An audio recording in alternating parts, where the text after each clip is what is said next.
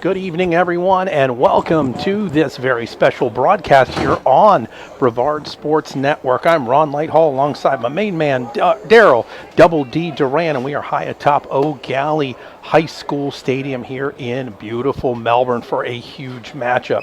Daryl, welcome. Thank you, Ron. Thank you. It's great to be here. Rivalry week here on Brevard Sports Network. Here at the Battle of the Crossroads on top of the ship at Eau Gallie, just like you said. We've been here a couple times this year for the Eau Gallie Commodores, a hard-fought team, 8-1 record. Coming off a loss to Tallahassee Lincoln up there. They went on the road to that game last week, fought very hard, and almost came out with a victory up there in Tallahassee. Melbourne, on the other hand, was at home senior night taking on the Vieira Hawks, and just too many mistakes for our Bulldogs last week to pull out a victory, and they fell to Vieira, which they bumped Melbourne back to the 8th seed. Vieira is now the 7th seed in the playoff bracket with a good showing tonight. And if Melbourne can pull off the upset tonight, they should make the playoffs, but they have to play a great game against the Eau Gallie Commodores. The Eau Gallie Commodores are district champs. They are in to the playoffs already.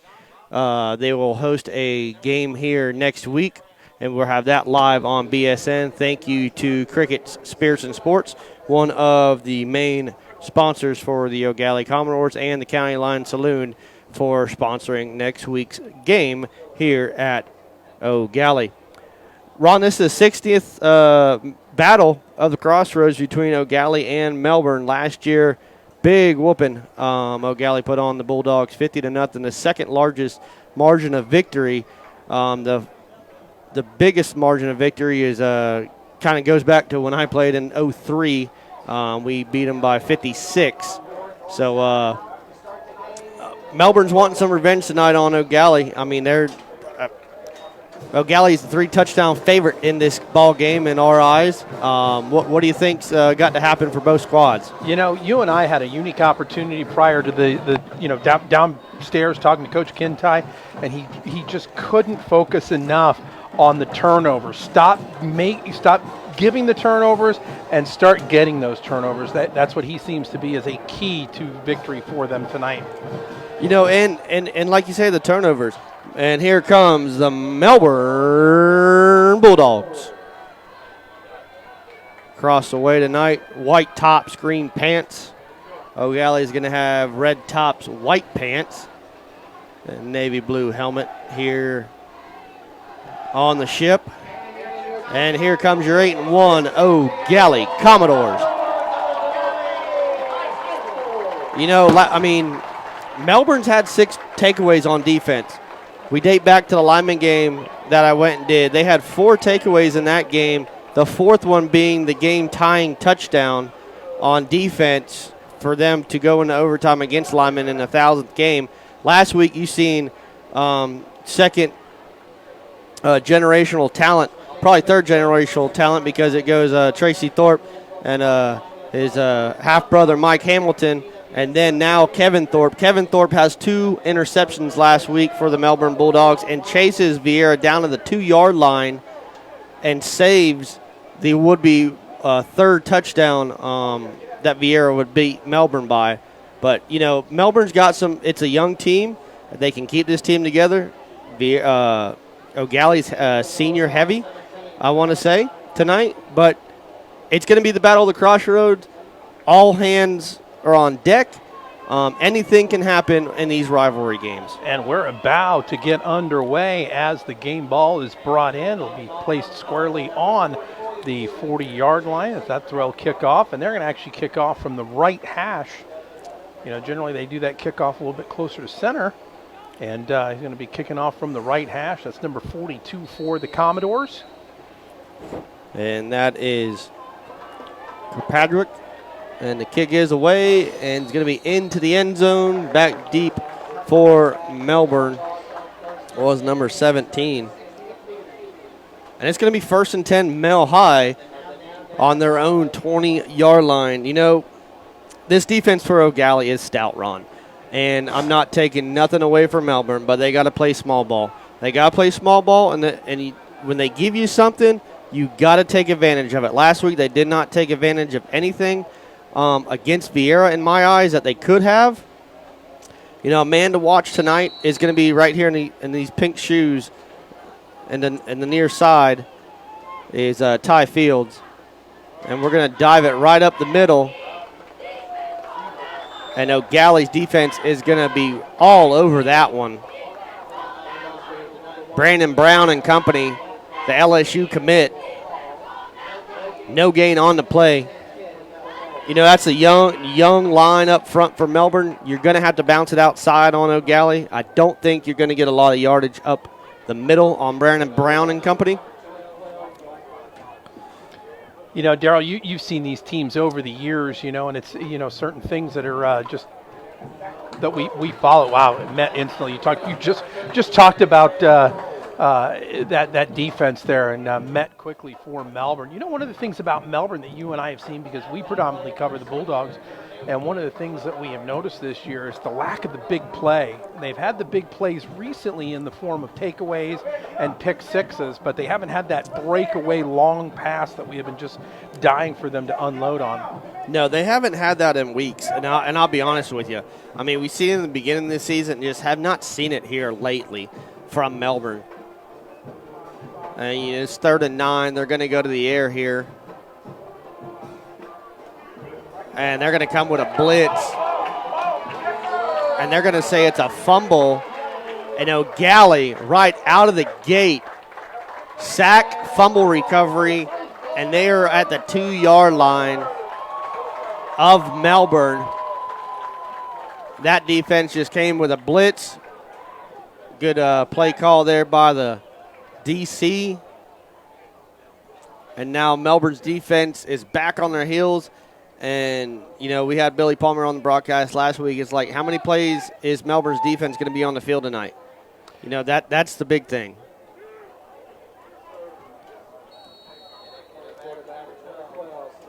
And it's 1st and goal, Eau Gallie at the Melbourne 5. Hands off on the speed sweep. He turns it up. And he's going to get in there easily. Touchdown, Eau Gallie. And they are up quick on Melbourne. 10:30 to go in the first. You know, we've you know, seen this. You know, the ability to score quickly for Eau Gallie, and they're showing tonight. You know, one big defensive play, and they're going to be lighting up the scoreboard big tonight. I'd like to thank everybody tuning in to the broadcast tonight. Thank you to all of our great sponsors. Rich's Auto Tech, who sponsors the Battle of the Crossroads Trophy, who is a stable in this community. Thank you to Ashley Westbrook, the County Line, and Cricket Spirits and Sports for bringing you tonight's broadcast. Snaps back, kicks away, and Eau Gallie is up quick on Melbourne, 7-0. So Eau Gallie up 7 with only 5 yards of total offense in this game. Still 10:30 remaining on the clock. Boy, I tell you what, you know, that ability to score quick and put the points on the board. And, you know, you just hope for, you know, the Bulldogs' sake, they come out here and fight. They just don't give up. You know, for the young senior class, they only have like 6 or 7 seniors on that team. So they're a very young team. You just hopefully Melbourne comes out here as a rivalry game. You just got to fight. You got to do your best you can. Yes, you got a 5-4 record right now, so you're not you're over 500 for the first time in 2 years. Last year did not have a great record, only 2 wins. You surpassed that quite a bit this year. And there's the kick. It's going to be a deep kick. Taking at the 1. That's Votava. Bobby Boucher is up the middle, and he's going to be hit hard by the Eau Gallie Commodores. Gets it up to about the 21-yard line. And that's a young man that I know will not give up tonight, Ron. He's a senior. He's going to go out here in this Battle of the Crossroads with a bang. You know, these seniors, you know, this is the game. This is one of those yearbook games. You know, this is the game that you put in the yearbook that, you know, two things as a football player. What year did you graduate? And did you win or lose against Eau Gallie? Yeah. So that's the the memorable things for these young men. And these guys at Eau Gallie have just had a magical season so far this year. Daryl, we were able to cover them early. Rogers going to take the low snap, tries to get up the middle. Johnson in the backfield with him. And, you and I were here early in the season, and we had a baseball score. Yeah. It was 2-0, 3-2. 5-3. 5-3, it was like back and forth. It was a baseball score. And, of course, they were playing Daytona Mainland, who put up a great fight against Cocoa. Yes. And, that was a jamboree game. Didn't count. They got to kind of get their wrinkles out for their season. And boy, it was they have just turned it on. Eau Gallie coming with all they got. And when you bring 9 against 5, you're going to win every time. And they seen what Vieira did last week, and that's probably what the Eau Gallie defensive scheme is tonight. We're going to put 9 in the box. We're going to cover your 2 wideouts, but we're going to make you pass the ball. And last week, Melbourne did not pass the ball when they had the open post route all night long, and Coach Billy Palmer was calling that. I mean, we all seen it right here on the broadcast. Like, once again, they're bringing the heat. There's no safety. Eau Gallie's playing no safety. Rogers on the slant, and it's going to be picked off. So that's a great job on defense by Eau Gallie. Wow, Eau Gallie's defense just showing. And that's going to be X-Man Xavier Larice on the pick. And now, once again, your Melbourne defense is back on their heels. And Eau Gallie's got it at the 15-yard line. So now they've started their drives at the 5 and 15. Right there, it was a good play call, but you got to get the ball out quicker. And your receiver, if you're not going to get there, you got to go up and try to defend that against a great defensive back in Xavier Larice in the ESPN Top 200.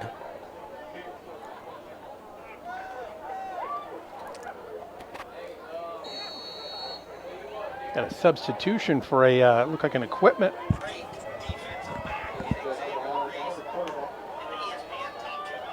Swapping out some talent there.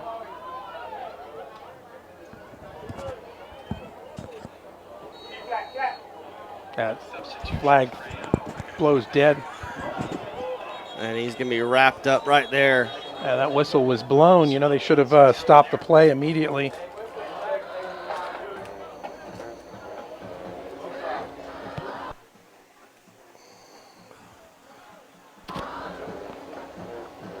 Melbourne, they travel pretty heavy tonight. This is one of them Battle of the Crossroads game, the 60th meeting between these two schools. Penalty's going to offset.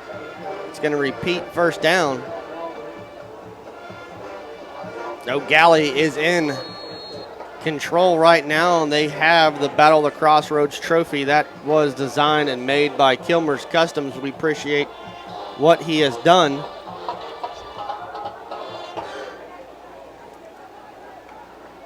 I want to thank everybody for joining us tonight, bringing you tonight's incredible broadcast of these two great teams. Allen hands off underneath. That Jeff Benucci defense not giving up. Short gain on the play.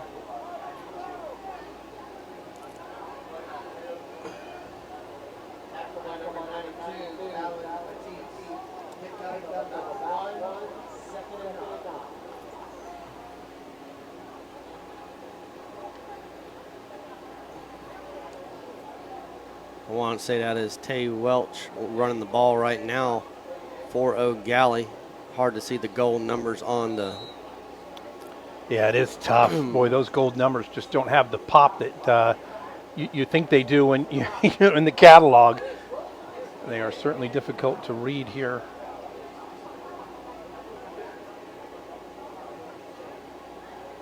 Eau Gallie having to substitute right now. Eau Gallie comes out in a official timeout now. Eau Gallie's going to come out in a twin stack. Official timeout. I think they're going to confer about this swapping of the players because both times 52's gone in, 55's come out. twice in a row where they do this. The first one looked like what looked like an equipment exchange, and then the referees looked like they may be discussing that out there about the personnel issues. 5 games on the network tonight, folks. If you can't tune in to each and every game, we'll have you scores and comments here.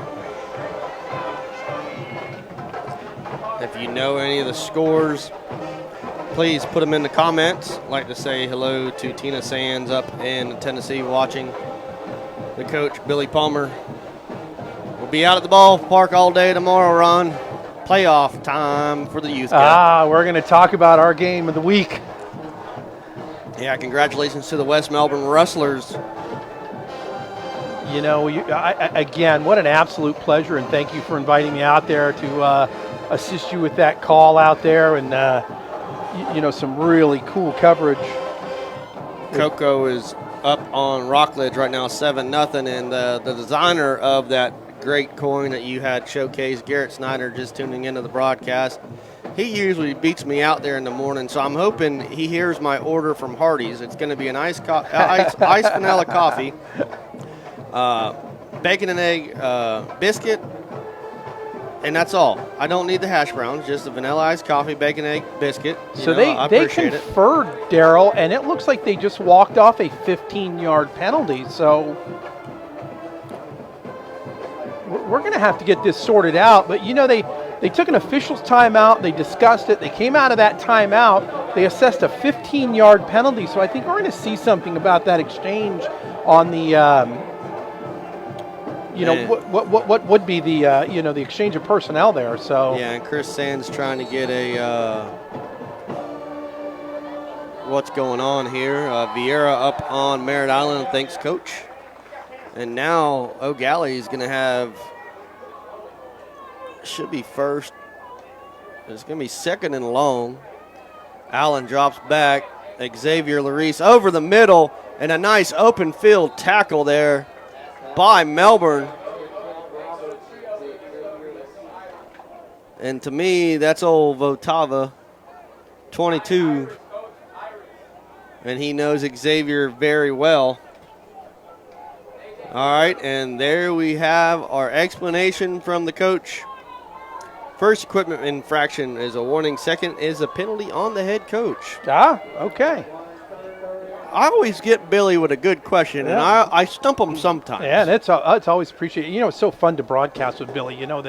It's like, again, I said it last week during the broadcast. It's like having that friend that's a lawyer that gives you free, really, really good advice. And Billy is that coach that has a lot of insight. Allen looking to throw. He's scrambling in the backfield. He's going to tuck it down. Melbourne, great coverage there. And Allen's going to get a few yards, and they're going to end up attempting a field goal here.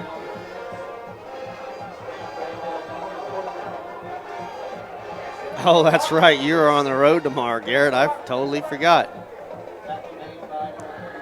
Tonight's Battle of the Crossroads brought to you by those wonderful sponsors that grace the top of the screen there. Wouldn't be here without them. And Eau Gallie's going to attempt, I'm going to call it a 40-yard field goal here. And a man goes back in the end zone. Is it going to get there? And the field goal is good. Wow. For Eau Gallie, so a 10-0 lead. Wow. It's Daryl, that toolbox, there's something, that just, when you got the tools and you can open up the trunk and pull those tools out, great job by Eau Gallie. And that is 10 points off of turnovers of Melbourne. I mean, Eau Gallie did start at the 15. They did go backwards on that drive, but still managed to put points on the scoreboard. I'd like to say hello to Casey Washburn tuning in tonight. It is the Battle of the Crossroads right here in beautiful Eau Gallie, Babcock, and Apollo. And, on the backside of Mel High, you can take Apollo all the way right here to the back door of Eau Gallie. But sure can. Yeah, the main address is there, but for many years, this rivalry, just a bike ride away. Yes, it is. And 5:41, Eau Gallie's going to kick off for the third time tonight. Merritt Island Vieira 7-7.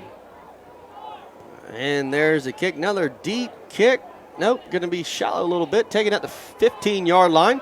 Votava gets to the outside. Votava is down the sideline. Oh, they're going to say he stepped out. Oh, man, that boy was getting his wheels a-turning. Boy, I tell you, as a senior, there's nothing more than Votava wanting to light it up tonight, Daryl. What a great young man. And, I just want, while we do this exchange real quick, tonight's referee is Scott Corso. Umpire is Tom Anello. Linesman Kevin Holder. Line judge Trey Gooden. Side judge Michael Bauer. Field judge is Matt Cushman. And up here, right to our right, is the official clock operator, Noel Bauer. We'll scooch in here below you. Rogers at the helm. And he's going to hand off tackle. And that offensive line turning around, taking pictures. Not getting any push there. They got a short gain on that play. Going to bring up 2nd down and 8 for Melbourne. That young line led by Carter Black and Dean Baker out there. They got to get a push to West Melbourne boys. They've been fed very well. They know how to play this game. Big shout out to the cheerleaders, hard at work tonight. Lot to cheer for this year for their Commodores. And right there they go behind Black. Yeah, big. Oh. You're right. Talked to Brett Black before the game, and Cody getting his cast off. He will not play in tonight's game where USF is playing the Florida Atlantic, I believe, or is it FAU? And forgive me if it's FIU, but that's a big deal. We're going to, hopefully that young man there will have a productive career there for the Bulls. Johnson up the middle for Melbourne. Gain of 3. Bring up 4th and 2. Boy, you got to go for it here. They're going to send a punt unit on. I haven't seen Melbourne try a fake punt this year, but now's the time to do it. Well, we had the one that was unintentional, if you remember. Yeah. I believe that was against Toho. Yeah, Votava. And made something out of nothing. I know Gallie's got one back, and that should be Larice. Votava set the kick. It's a beautiful punt. Fair caught, and he's going to wave it off. It's going to take a Melbourne bounce. No, don't. Got to let it go as far as you can if you're Melbourne. It's going to be down at about the 12-yard line. Mama Votava checking in tonight. Doing something a little different for you guys tonight. You guys will definitely see 2 different camera angles.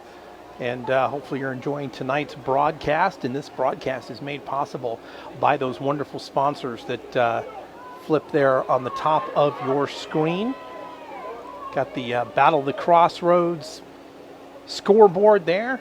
Something a little commemorative here to celebrate tonight's great game between Eau Gallie and Melbourne. Historic, it's just one of those historic rivalries that growing up in the north where the rivalries were, Paul Bunyan's axe. Yeah, 80 to 100 years old in Massachusetts. Some of those games, and Welch slings it out a little bit. He's going to be off to the races. A big first down there for Eau Gallie. And that's going to be Larice on a 15-yard pickup for the Commodores.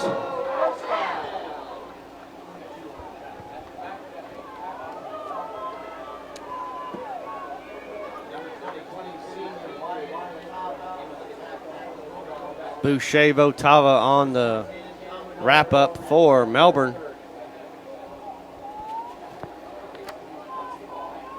Fresh set of downs for Eau Gallie. At the 30-yard line.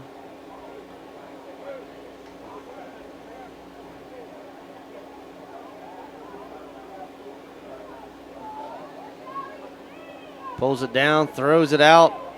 And again, down the sidelines, and there he goes. 1 man to beat, and Eau Gallie is off to the races for 6. And fire the cannons, Eau Gallie is up again on the Bulldogs.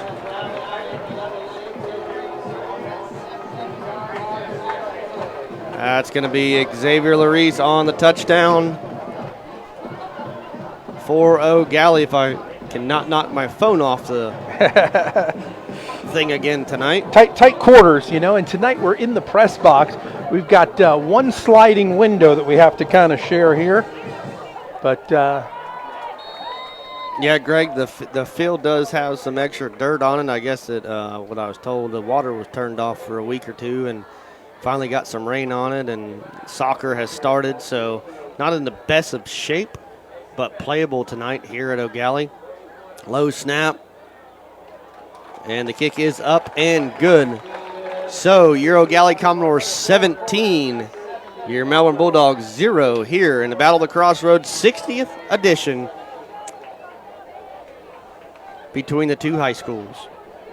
And again, we're going to recognize the cheerleaders in one of the great traditions here. That, you know, you and I talk about this a lot, about knocking out the push-ups. And, you know, they'll do one push-up for each point scored each time that they knock those out. But I got a feeling Eau Gallie's going to be doing a lot of them tonight. Boy, I tell you what, I bet these young ladies by the end of the year, they're going to, you know, the way Eau Gallie has scored. Good triceps and biceps, that's a fact. So Gallie is set to kick off now for the 4th time tonight. Melbourne has not made it over the 40-yard line in the first quarter. Taken by Votava. That's going to be their best bet to get some points. And there he goes, folks. He's got some speed. That young man's playing like he's 6'5" and only about 5'2". And he's still go. Oh, I don't know. He was not down. It did not look like he was on top of somebody. Yeah, he rolled over. I think that was a. He actually did. I just watched the replay because we're a little bit behind, and he was not down. But they're going to call him down at about the 41-yard line. So first time Melbourne's making it over the 40 tonight. I'd like to say hello to Cody Neighbor tuning in. Miss Panuch.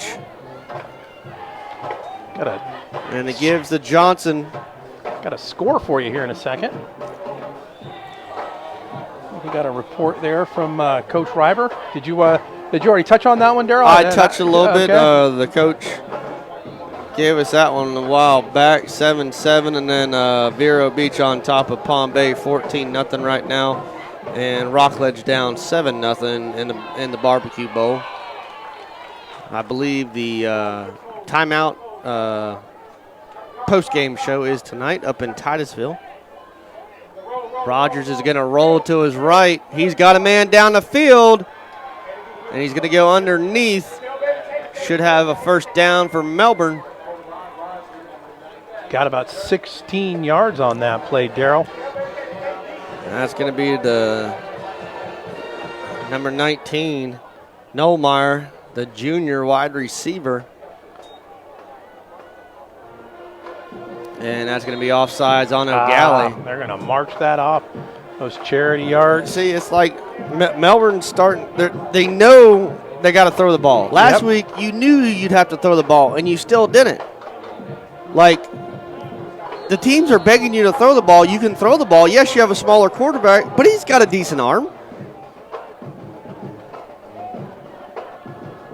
And a run-off tackle shades a block or two, and we'll have another first down for Melbourne. Melbourne now rolling down on Eau Gallie into Eau Gallie territory. Now approximately at the Eau Gallie 30. And the big thing is for Melbourne is they got to, I ain't going to say it, Melbourne, he's going to roll left, throwing downfield. intended for old Pink Shoes Fields. And it's I like the aggressiveness, Daryl. I like it too, but it's very hard for a right-hander quarterback to roll left and throw and set your feet and throw across your body. It's a lot easier for him to roll right. You know, Eau Gallie's running a 2-safety look right now because they know Melbourne's got to throw the ball. And then go back underneath to Johnson. Johnson's going to have about 3 yards, maybe 4. And it's going to bring up 3rd down.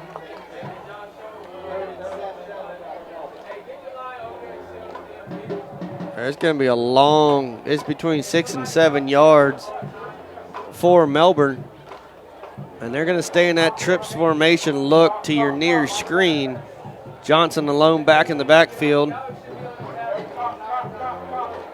We're going to change up the play at the line of scrimmage here.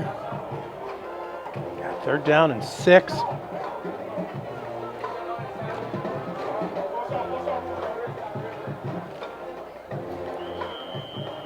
And they're going to get a delay of game. They took way too long. So now Melbourne's going to be behind the stakes. 3rd and an airboat to go for the Bulldogs.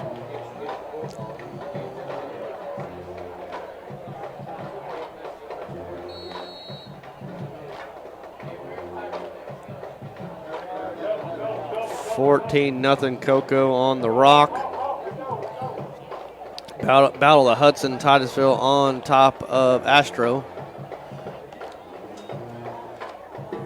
Melbourne just throws over top, and that was almost a pick 6 for Eau Gallie. Way behind the ball carrier, way behind the receiver on that. Wanted that one back. I'd like to say hello to James Scott. James, I'd like to send my love and condolences out to the family. And, Daryl, that brings an end to the first quarter. End of the first quarter, 17-0 Eau Gallie in the 60th meeting in the Battle of the Crossroads. And the Crossroads Trophy is on the line tonight. Eau Gallie does have possession of the Crossroads Trophy with a 50-0 win last year, excuse me.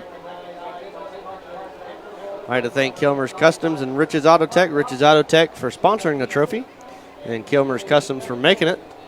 Daryl, let's talk about our game of the week, man. So tell us, that was so much fun to get out there and be a part of this big game for these young men. Of course, it was the Super Bowl. Yeah, it was a flag football. Flag Super Bowl out there at the Badlands football field. Absolutely packed. Yep. The weather was perfect. The field was in absolutely pristine condition. Those kids were amped and ready. 4, 5, 6, and 7-year-olds out there. What an absolute joy it was to be a part of that. Just it's so fun to see the future of football here in Brevard County. And Melbourne's going to attempt a long field goal here. Snaps back, and it's going to be blocked. I don't think it had any chance of getting there. Right down on the 1-foot yard line. Boy, I tell you, Daryl. I don't know if that was a punt/field goal attempt or. Boy, I like it. Yeah. I mean, this is. Eau Gallie's going to have to go 99 yards here. If you're going to test a team, you can't put it any better than that on the field. That's a fact. Cocoa Beach up on Pearson Taylor, 8-0. Frostproof on top of Bayside, 14-0.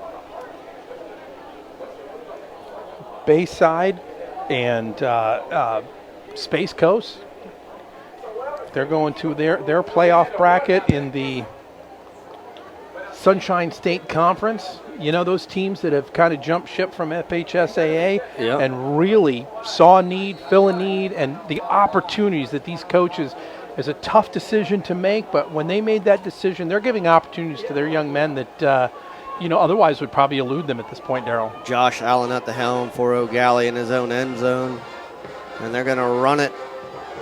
And a good stick there by Votava. And a flag's going to fly in.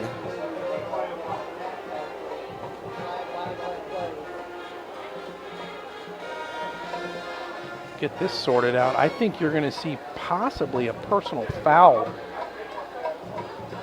Well, it's right in the realm of, the umpire threw it, so it could be holding on the offense, which I don't know how much further Eau Gallie could go back because they're on the 1 yard line. Man, we were both wrong. Looked like an illegal shift. And it's going to go against Eau Gallie, so they're going to get a 3-inch penalty. Probably the smallest penalty you can get here playing football. Half the distance to the goal. You just spin the football around.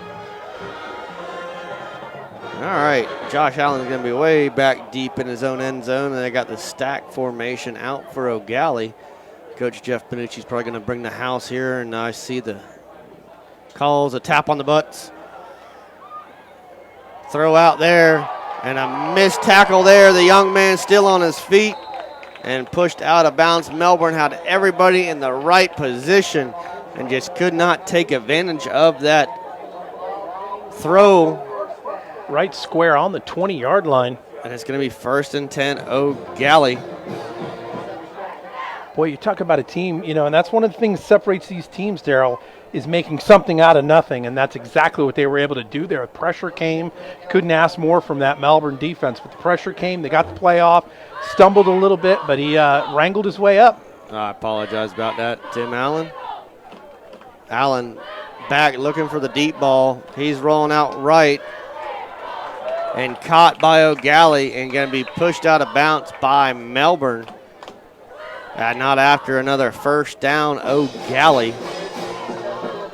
Eau Gallie's just having their way with the Bulldogs tonight in the Battle of the Crossroads, 60th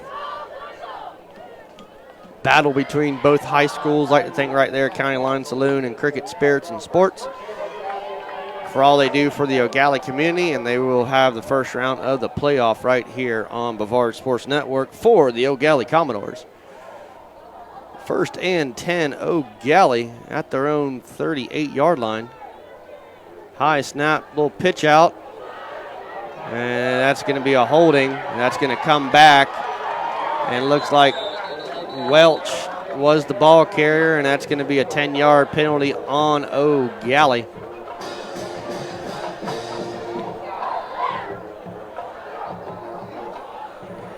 That lead blocker having fits was number 22, White Votava.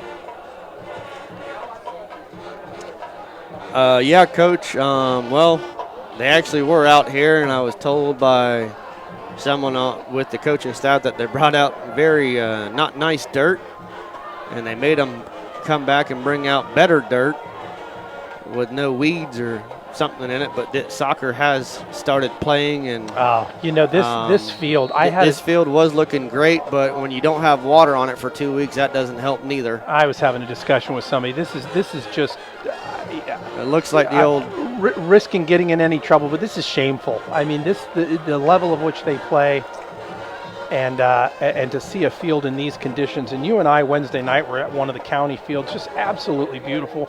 So many high schools around here with the absolute beautiful fields that are manicured. And yeah, I mean our field out there is pretty good, but they got to get some. There's a lot of weeds on our field, so I mean they got to get that weed control after the season. After the season ends, because, I mean, you let one of these fields get just weeds all over and do not maintain it, and all you're going to have is a ragweed football field. That's it, and the two that come to mind are the hardest to maintain, of course, here at Eau Gallie and then Satellite Beach. I mean, theirs is just absolutely, the same way. And you and I were out there earlier this year, and, they talked about covering it up with paint. And a good read there off the edge by number 9 of Melbourne, Waters. And Eau Gallie's now going backwards a little bit. 9:28 remaining in the second quarter. Clock ticking. 3rd and 13. Well, the one reason our field looks so good because I'm pretty much in charge of the maintenance. I don't know what Billy calls me, but there's like multiple names Billy calls me. A farmer. Pretty much, Duran just take care of it, and that's how it usually gets done.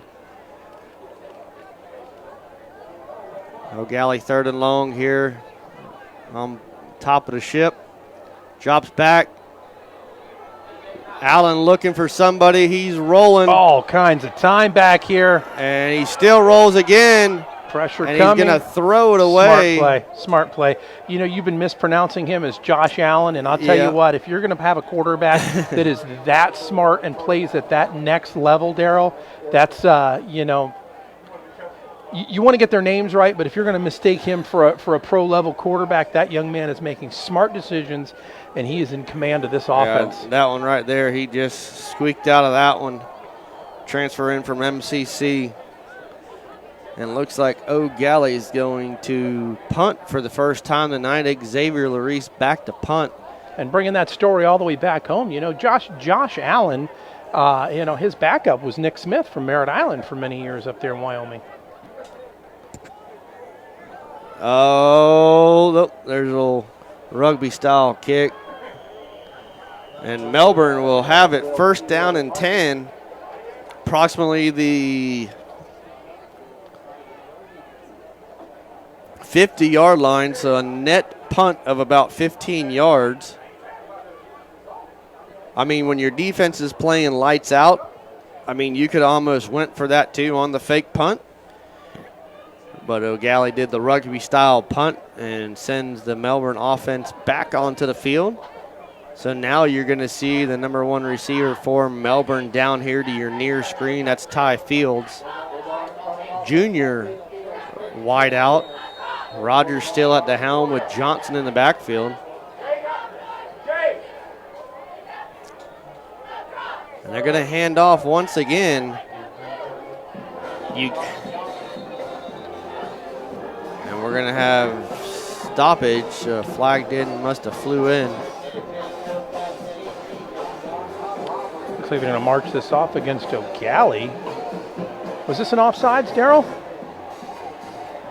Don't know. Only got my half blinders on. I need to get the old Orville Susong binoculars up here. Face mask goes against Eau Gallie. Automatic first down. It's going to be the 5-yard variety, but they're going to replay first down. Yeah, still first down.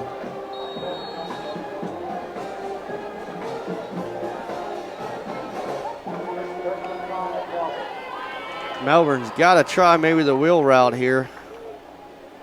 And they're just going to go up the middle once again, and that's a hard defensive line to go up the middle on, led by Brandon Brown and company, and Small.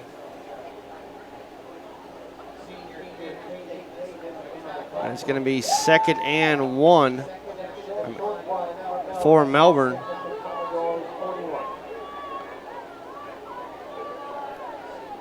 Running a single safety now. And a swing out to the receiver, caught. And Melbourne will have a first down, moving the chains once again on Eau Gallie. Well, you are getting corrected that his name is Joseph Allen. We did, his dad, he did. We apologize about that. You know, we pay so much attention to football that, you know, it's like. Doing the best we can here. We're on a. And Melbourne, once again, just running up the middle. We talked about it last week. Melbourne's got to spread this offense out. I mean, and Billy Palmer is so crucial. I mean, he's a more offensive-minded guy than I am. So now Melbourne's going to run with the trips. Single back set. And again, is going to run it to the weak side. They're getting a few yards here and there. Eau Gallie is making them work for every yard, but they are pounding and grounding. And, you know, you take away the turnovers, Daryl. It's ball game. Yes, sir. Yep, you just take away, and Coach Kentai even said before the game. That was his biggest fear with these turnovers, giving away the big play. He said that to us. I mean, realistically, you go back to the first 2 games of the season, Melbourne should have won. They should be 7-2 right now. And Melbourne's going to be hit hard by a host of Eau Gallie Commodores. Palm Bay losing to Vero Beach 21-0. And Taylor on top of Cocoa Beach 14-8. Like to thank the owner of Richards Auto Tech for tuning in, Zone Neighbor. They sponsor the Battle of Crossroads Trophy. So 4th and short for Melbourne. Rather have my quarterback under center and just have my big boys be pushing, or put in my heavy package if it's 4th and short. That's just being me. I mean, all we can call is what we see up here. You are watching the Melbourne Bulldogs at the Eau Gallie Commodores. 5:59 remaining in the first half. It is a 17-0 ball game, and we want to thank all of our sponsors, and you see them scrolling across the top of the screen. We cannot thank them enough for making tonight's broadcast possible. You know, their goods and services, you know, if there's anything at the top that you could use, you know, give them a shout out. You know, we're going to, you know, rely on them as long as you know, we're bringing you broadcasting. You know, with our endeavors, it's expensive, it is time consuming, and every bit of their support is extremely important to us, and we cannot thank them enough.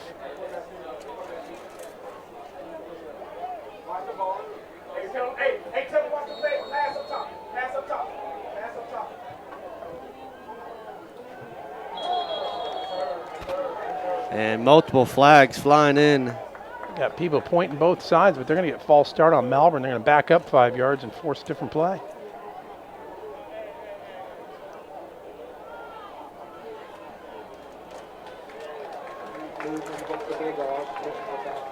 And they're going to be now a 4th and 6 per se. What do you do here?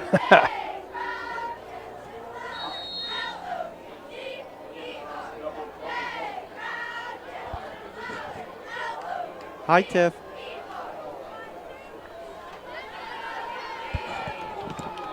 You still don't see me.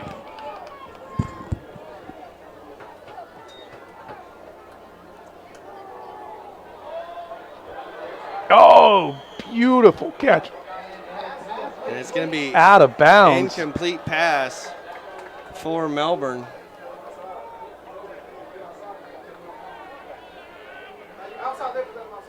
Wow, just a step out, man. I tell you what, Daryl, that was that's a tough pill to swallow right there. Beautiful catch, caught it it's gonna be over the shoulder. It's going to be a turnover on downs. All right, question, is Melbourne in the playoffs? Melbourne is right now at seed number 8. They have a percentage over the 9 seed, but the 9th seeded team does have another game during this week. If that team wins tonight and during the week, Melbourne is out. If they go 1-1, it's going to come down to points. And Melbourne's going to pick up points playing Eau Gallie, and Eau Gallie has a tough schedule. And right there, Eau Gallie's rumbling, stumbling, bumbling. He's still on his feet.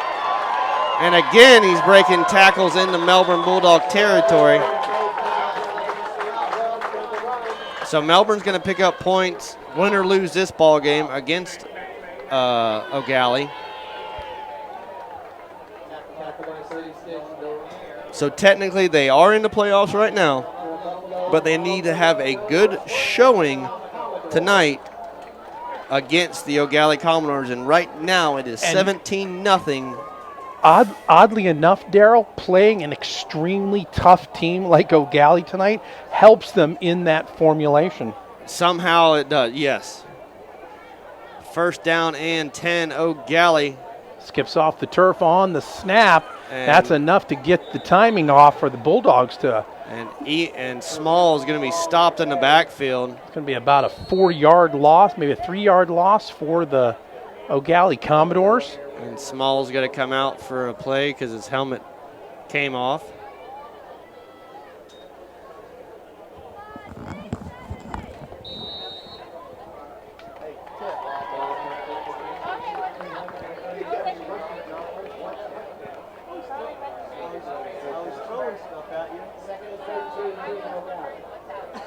Second down and 13 for the Commodores. What's up?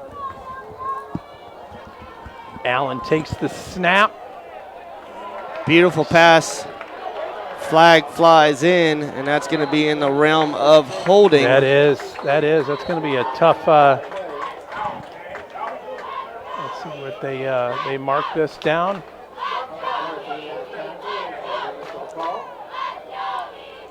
Go back to my page.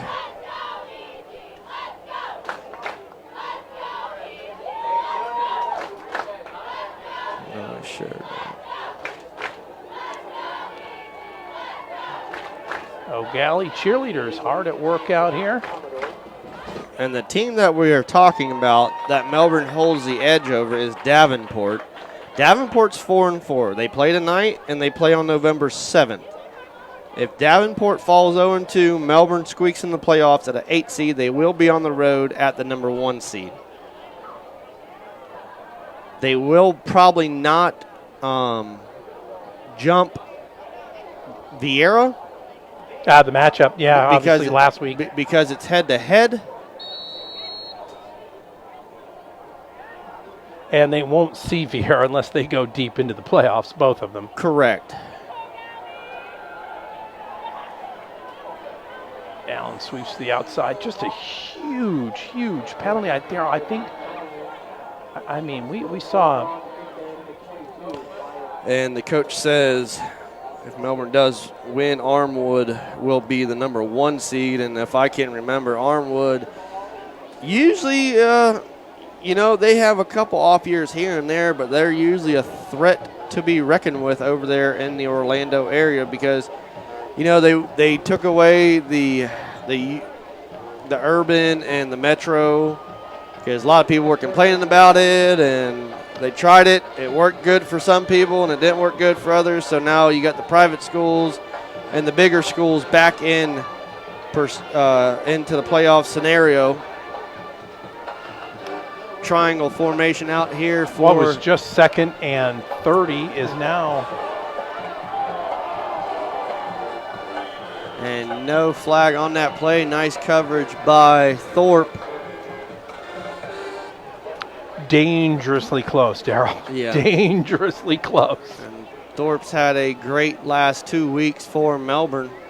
And that'll bring up 4th down. That huge penalty set them back. It was 2nd down and 30. They got some of it back. Then it was just now 3rd and 25. And now it is 4th and 25. I wouldn't, put a fake punt past them here, but they're going to punt it away. Xavier Reese, nice boot there. And Melbourne was trying to fair catch that ball. It was close to kicker receiver interference. Only about a half a yard in front of the young man, but no flags on the play. And it's going to be 1st and 10, Melbourne on their own 25-yard line. So 3 minutes to go here in the first half. 17-0 Eau Gallie on top of the Bulldogs, all defense. And Melbourne, I tell you what, this second quarter for them has been much different than the first.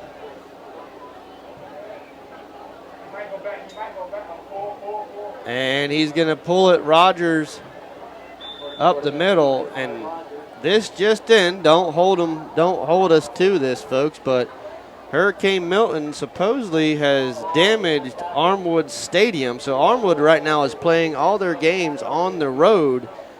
And approximately maybe if Melbourne did play Armwood, the game would be at Melbourne High School.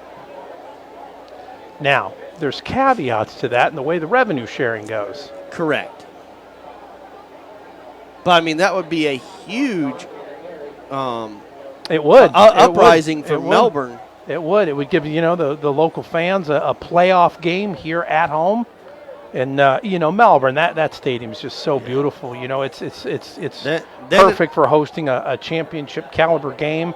And, Melbourne is just fantastic host. So, Tom McIntyre Stadium both of his sons are now coaching. Low snap there. And like Coach Billy said, maybe one day Old Sean McIntyre will return to the helm at Melbourne. And what I heard through the grapevine is he just maybe waiting for his kids get a little older, Emacs kids to get a little older, and we might see another second generation McIntyre at the helm at Melbourne High School. Tom McIntyre coached at Melbourne and Rockledge High School, was the principal at both Rockledge and Melbourne High School. Got halftime festivities, Daryl. We've got homecoming that was delayed due to Hurricane Milton. We had senior night that was prior to the game. They did some introductions. I think they'll do the crowning at halftime. You talk about the disruption that hurricanes cause. Just kind of you got to make up for it somewhere. And my buddy I work with at Boys 2 Electric, who loaned us a generator for the MIC game, he just got back Wednesday from Hurricane Helene up in North Carolina. Oh, what a year MICS has having, Daryl. He's been gone for 40-plus days as Melbourne low snap and turned something into nothing. Got the first down by just inches, barrels his way forward. That snap skipped off the turf. Daryl alertly picked it up and pounds his way forward for the first down. Eau Gallie defense making Melbourne earn every inch on that field, but Melbourne able to capitalize on that play. And 1st and 10, Melbourne with a little bit over 1:30 to go. And they're going to run it a bit. Whoa! That was some, where's the penalty flag? Was that a horse collar or a? He got slung one way. That was McCarthy on the run. Wow, that's that looked like a snap back of the neck there. That's looked like a switchblade wrestling move. A little out pass, big hit there by Eau Gallie. 13 on the reception. He's going to sit out of play. He got a little rattled there. That was tough kid. Craig Bowles Sr. He's going to come out and. He's going to stay in. Tough kid. Shook it off. So if I'm going to ask the coach a question. Slow to get up, but, man, kudos to that kid. What a tough kid. 40 seconds to go here before halftime. They're going to try the wheel route, and Melbourne just watching Eau Gallie come into the backfield as the FAU commit gets the sack. Josh Roberts. Oh, Coach Kelly Benninger is proud about that. Coaches the defense ends.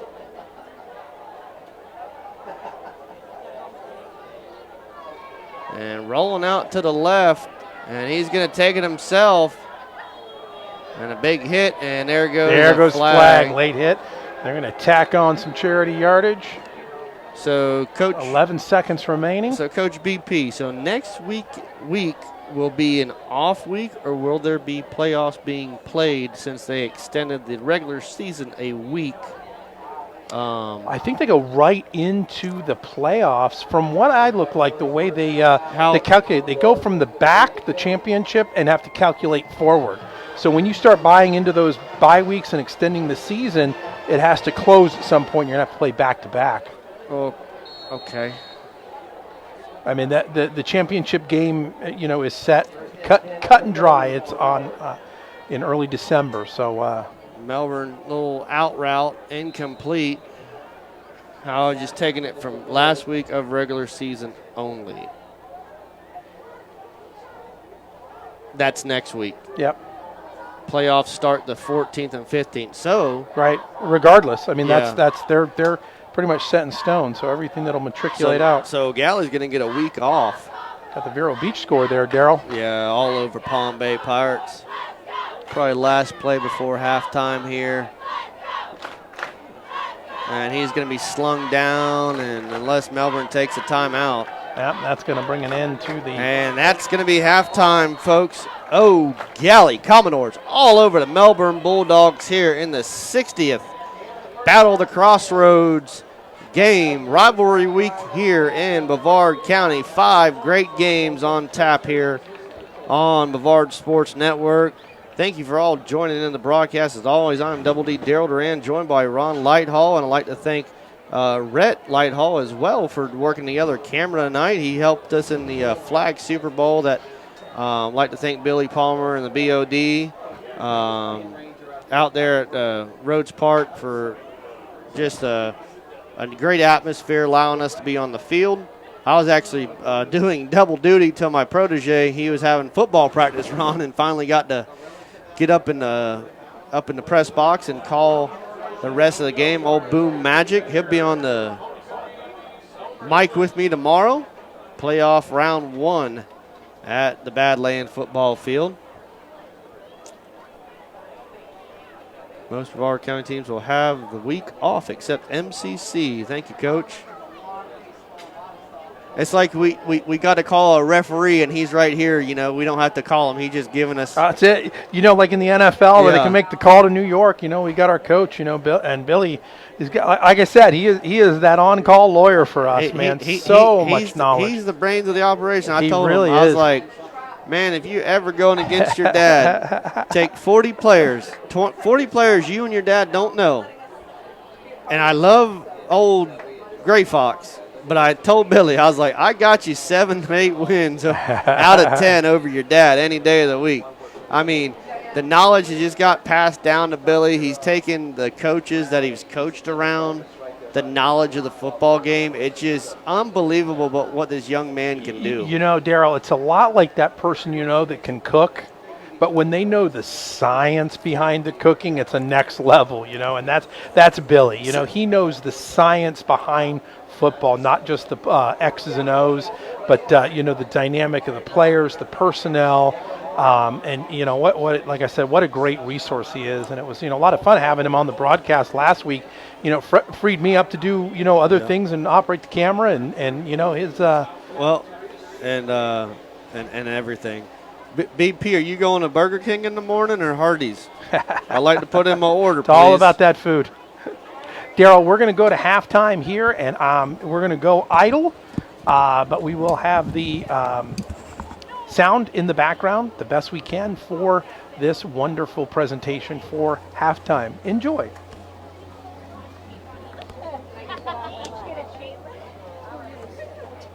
Ladies and gentlemen, welcome to homecoming for Eau Gallie High School.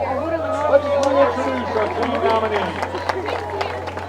Gary Semboy Calderon. Aileen Lobston. Isabella Felix. Chloe Wood. Lauren White. Olivia Felix. Skyla Jones. Lily Gemmel. Eileen Cordero. Marissa Bonos. Haley Bernesti. Chelsea Long. Maddie Wall. Sonny Bradley. Shelby Burris. Chloe Moore. Hayden Brent. Scarlett Sue. Destiny Schneider. And Reagan Batillion. The votes have been counted. It's time to announce the 4th runner-up, Miss Isabella Felix.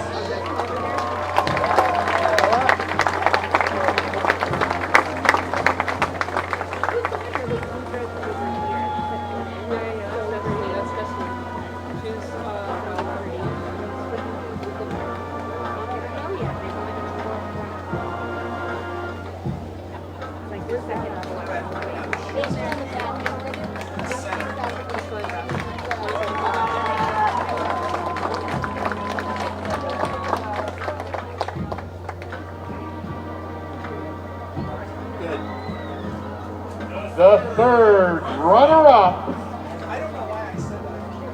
is Miss Chloe Moore.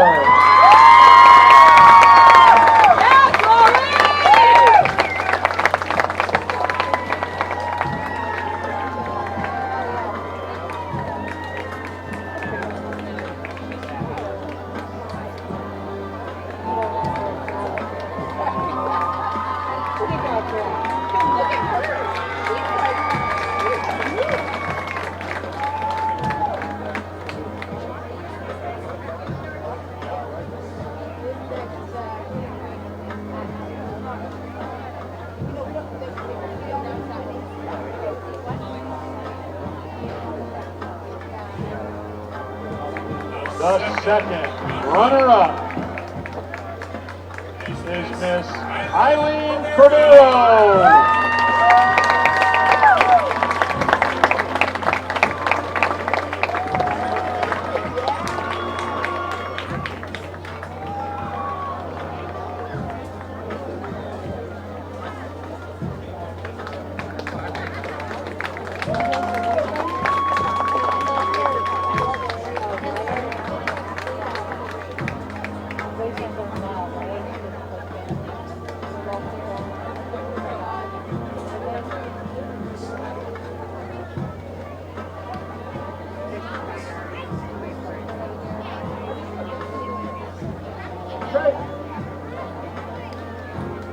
The first runner-up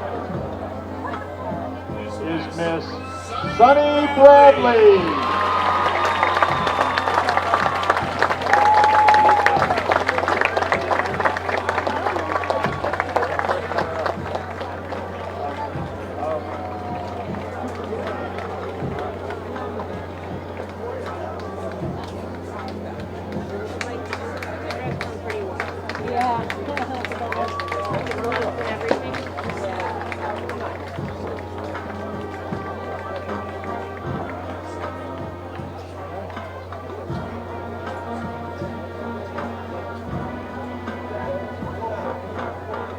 One last shout out to all of our candidates. Congratulations for being part of the court of the 2024 Homecoming Edition. And now, the 2024 Eau Gallie Commodore Homecoming Queen, Miss Hayden French.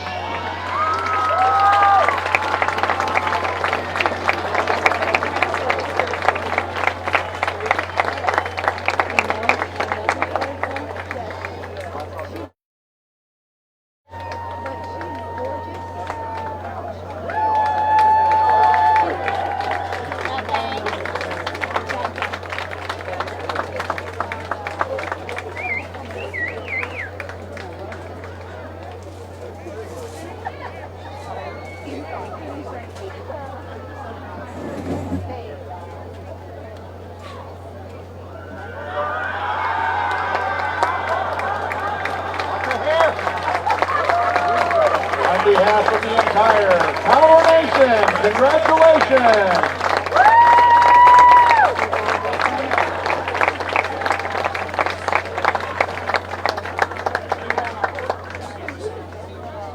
Yeah, for you, absolutely. Tell me your size. You and your little buddy.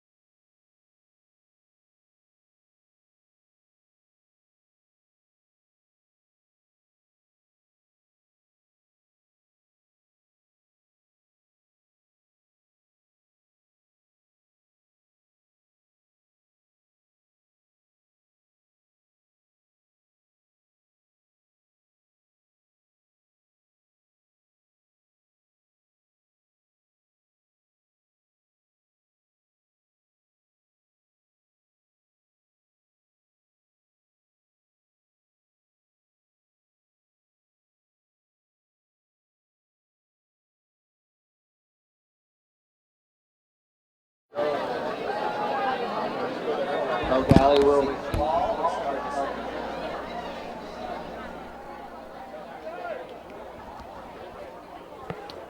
All right, back for the second half action. Daryl Double D Duran. Thank you, thank you, thank you. So we had kind of we were trying to figure out halftime. We didn't get any heads up, so it was a delayed homecoming celebration of sorts. Yep. And 60th meeting in the Battle of the Crossroads right here on top of the ship here in Commodore Stadium. Commodores hold possession of the nice trophy built by Kilmer Kustoms. tell you what, man, is that it- Kilmer Custom stuff, between that trophy and the one for the Melbourne Palm Bay game that was introduced this year, and of course that beautiful piece you did for Alan for the studio, just absolutely beautiful, beautiful metal and woodwork. And Melbourne set to kick the ball off here in the third quarter. And a bloop kick over here on the near sideline. They're going to call a fair catch by Eau Gallie at the 34. So 1st and 10, Eau Gallie on the 34-yard line. The trophy will be presented to the winner of this game. Principal Keith Barton has it in the south end zone. Cody, neighbor of Richie's Auto Tech, will be presenting that nice trophy to the winner of this ball game. Eau Gallie is up right now 17-0. The Barbecue Bowl is a shutout going right now by Cocoa, 30-0. Heritage is on top of MCC. And Cocoa Beach now leads Taylor by 1. Allen hands off up the middle to Welch. Welch is trying to break a tackle.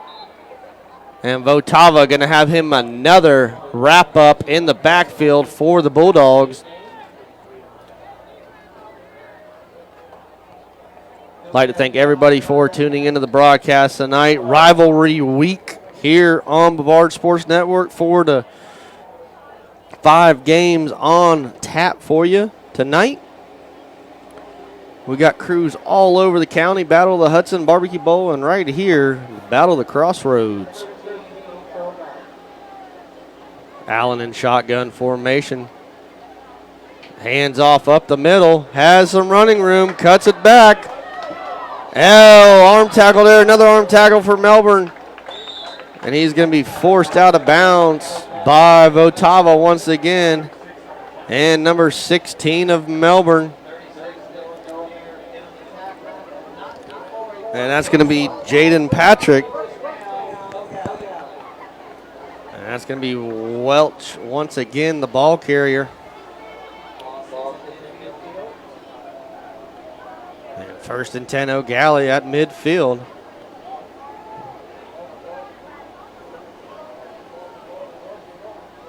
I tell you, it is impressive to see this young man, Allen, just in complete control of this There's a offense. swing pass out to Larice.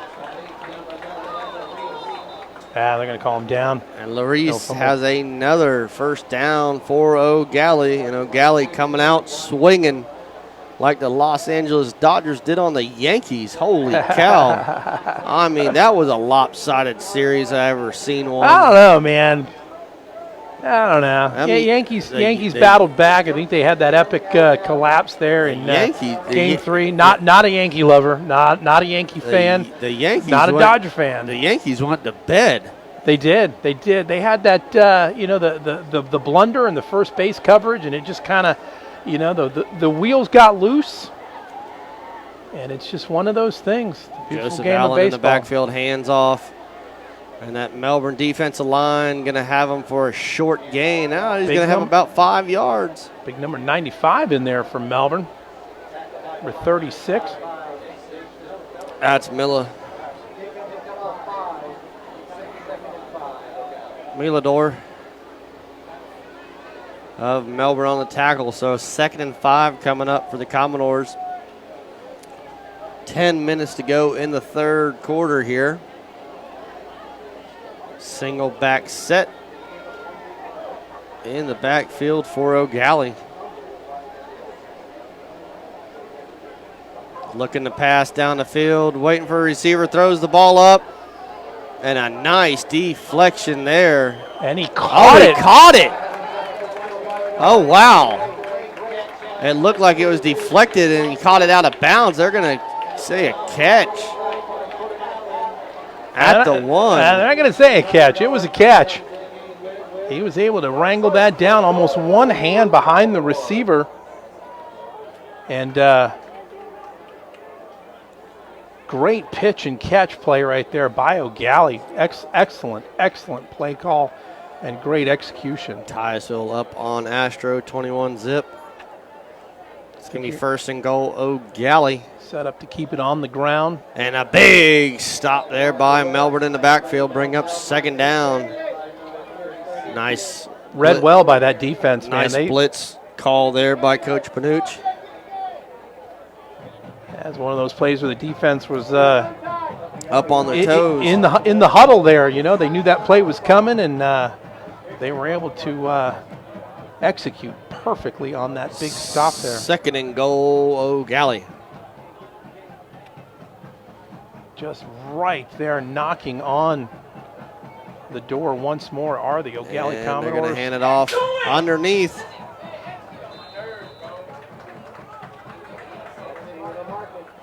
And they're going to say he was short, down. Right on. Or do we have a touchdown signal now? One's saying he's down. One's saying a touchdown. Now we're saying touchdown. It's like we had that episode a couple weeks ago out of the ballpark. Hey, if you got a call, just go with it. You know, a coach will not be that upset if you have a call and you go with it until there's two referees looking right down that line, Daryl. If one can't see it and the other can, you got to go with the one who calls it. So Gallie on the 1 yard scamper, 23-0.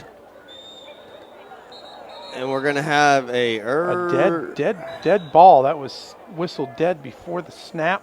Yeah, that was an early whistle there. Melbourne came flying in there. They're going to say Melbourne was offsides. Hence the block.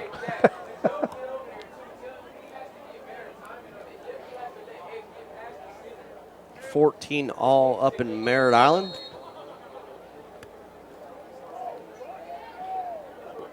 And they'll march this off, be a little bit closer. 8:42 in the third. High snap, puts it down.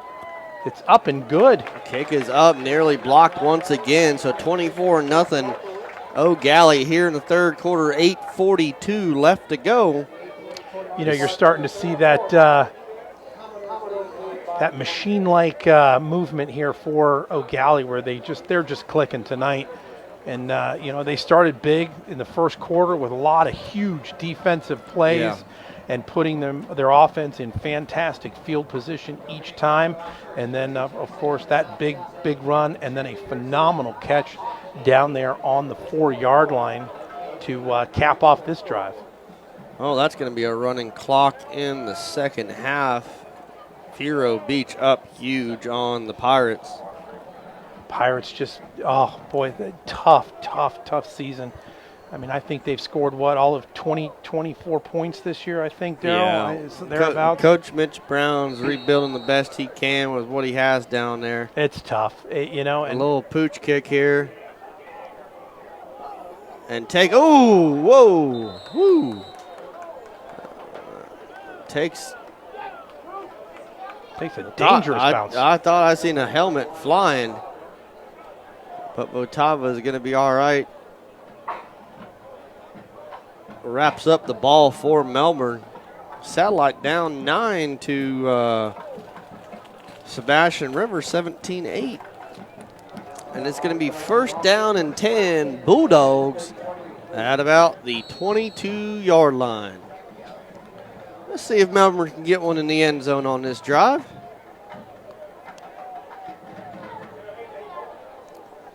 Still with the single back set, lead blocker back there.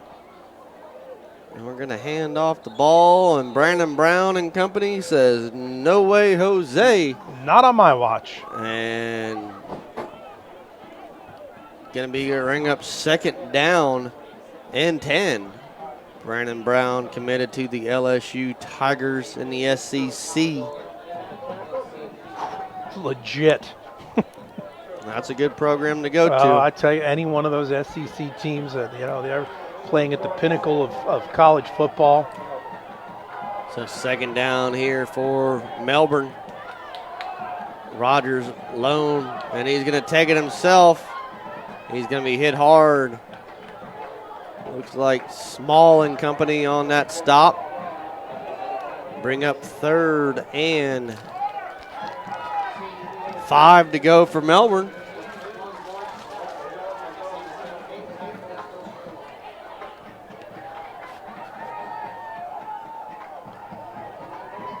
Melbourne comes out in twins formation.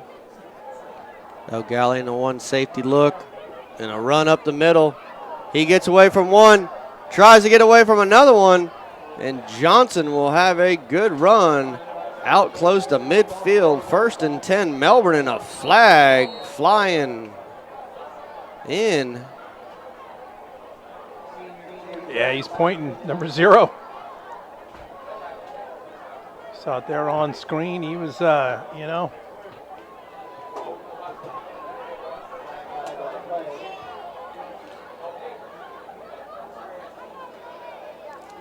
Luis Gonzalez checking in. Luis sent me a message. I forgot to send you some prices. We can get down there and do a couple games for you in the spring for baseball.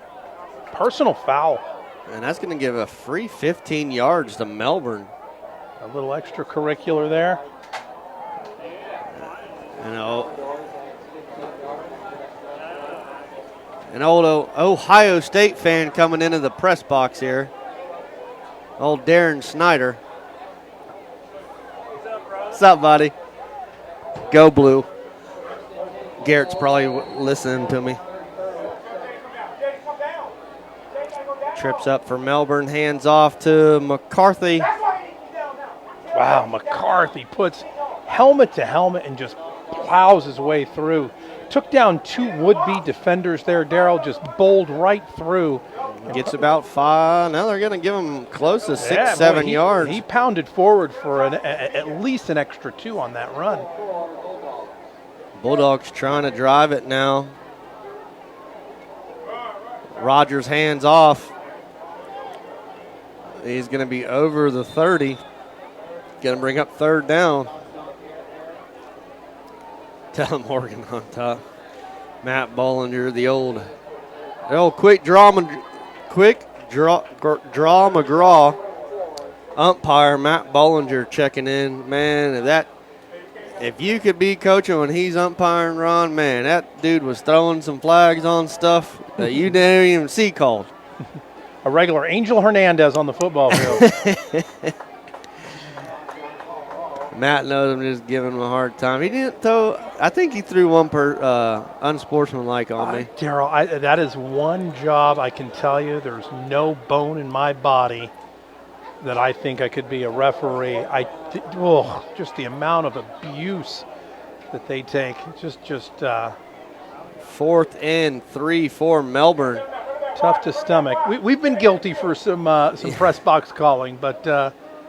Rogers going to take it himself, nowhere to go. And they're going to mark him down short at the 30. It's going to go over on downs. And Eau Gallie will take over on downs, and that's been Melbourne's thorn in their side this year. They will be driving the ball, and all of a sudden you run out of juice. Darryl, unfortunately, that was the one play where the first time that offense walked off the field completely dejected. The body language changed. That was a play right there that was very emotional for those on the offensive side. That's yeah. I mean, playing their hearts out, man. I mean, they're doing the best they can with what they got. Hopefully that team's, a lot of them youngins stay together. It's a young team, only 7 seniors on that squad. But like again, we live in this new high school portal, we're going to call it, because, you know, you could be playing football here for either one of these schools and go play baseball for another high school, which I just think is absolutely crazy. And like Alan said in the post-game show, you and Ron tell it like it is. We're like, hey, well, that's why you only invite us to a couple post-game shows. And you know what? If you can't be blunt and honest, you know, you're only fooling yourself. And we live in a world where everybody, you know, kind of migrates to. Alan hands the ball carrier. You know, in this world, particularly with social media, you know, we have a tendency to migrate to stuff we want to hear. And it's, you know, it's unfortunate. But, you know, we addressed it tonight. I mean, why should we tap dance around the condition of this field? It is something that desperately needs to be addressed. It is something that somebody needs to be aware of, that this field needs some TLC, Daryl. And Eau Gallie is a program that absolutely deserves that. Yes. And, Matt, it was the third quarter I fell out in, not within 3 minutes there, knucklehead. Eau Gallie hands the ball off right up the middle. Big run for the Commodores and stopped right there in the mud by number 33, Gagan. But, yeah, Welch, the ball carrier. We've talked about the inordinate amount of movement these players can go. And, you know, case in point, that barbecue bowl tonight, you got quarterback against quarterback that have all played. And at one point, one was the backup / replacement for the one for Coco. That transferred out. Yeah, they both played at Melbourne. That's a funny fact that we all. You know, it's just amazing. And the thing is, you know, you got people promising this kid, this kid. We're going to call this football game because we could go on and details just like, you know, the Jerry Springer show. But Allen throws down the field. I mean, we probably could have a show just on that, on the Space Coast orbit, and we might have that, you know, after the season. Yeah, we'll talk about it. You know, nothing really political going on in this country right now, so it's kind of wide open. You know, not a lot of people talking politics, not a lot of people paying attention. I mean, it's certainly not in the heavy news cycle. I put it this way: you're going to vote for who you want, and just God have mercy on this country is all I'm saying. Hey, you know what? We all just need to come together. I'll be honest with you. We're uncharted waters, Daryl. Uncharted waters. Allen swings it out here to X-Man. Melbourne trying to get off of blockers. X doing all he can and slung down out of bounds by Thorpe and Votava. And I'll repeat somebody said, you know, after 9/11, you know, when this country got, and I'm not trying to get in politics, Ron, but when we got attacked, this whole country came together. And that's what really needs to happen again. You need to love yourself, love your neighbors, and, you know, let these kids play football and let them have fun. Yeah, it's, you know, and I live in a world where the last thing it needs is somebody, you know, contributing more. You know, it's just more negativity. Oh, fumble on the play. Allen's going to cover that ball up. That was a low snap there.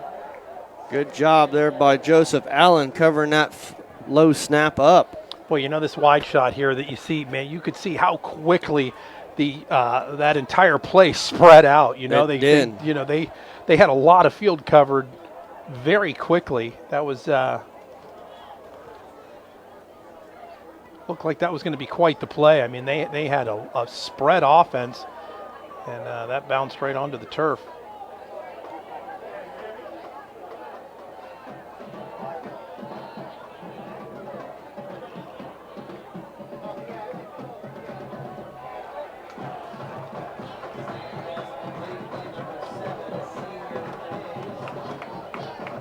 Screen pass complete, moves the yard marker about 5 yards, going to bring up 3rd down and 5. Inside 3 minutes now in the third quarter. It is a 24-0 ball game. The Eau Gallie Commodores have maintained. I mean, they came out, they struck quick Yes, they quick in the did. first And, quarter, you and know, Melbourne is kind of countered in the second and a little bit into the third, but Eau Gallie able to score so far. Eau Gallie runs the ball once again, flag flying in the back. And Eau Gallie, I mean, really, Eau Gallie could be up huge in this game. It feels like that. You know, this feels like it feels like Eau Gallie should be up about 40 right now. You know, a testament to the tenacity the Bulldogs have pushed them. They've kept them out of the end zone. But boy, this has really been an Eau Gallie machine, which is indicative of the team that we have been reporting on and talking about. They have been in our top 1-2. They have. I've switched them around a couple times. You know, they're in a battle with Coco there for the number one spot. Yep, and I you know, and rightly so. But Coco has earned that position over the years. It's theirs to lose. Melbourne trying to get in position. Allen rolling out, hits the underneath route, and is going to be caught out of bounds by Eau Gallie. 2:15 to go. 24-0 here on top of the Ship. Coach Hopping tuning in the broadcast.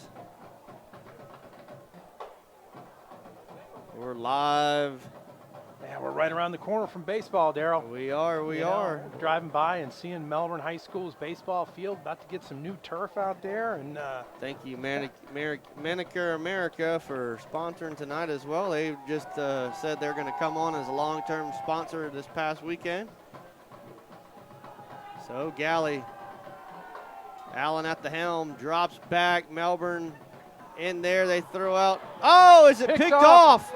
Melbourne picks off another one, and a flag flying in. That's going to be a late hit on the far side of the field. That's going to be the 7th pick off in 3 weeks for the Melbourne defense. With 2:06 remaining in the third quarter, one of the biggest plays for Melbourne tonight coming on that pick, and a big defensive stop. And I want to say it was Thorpe for the 3rd time in 2 weeks on the pick. They're going to have a personal foul face mask on Eau Gallie. So Melbourne again will have it over midfield.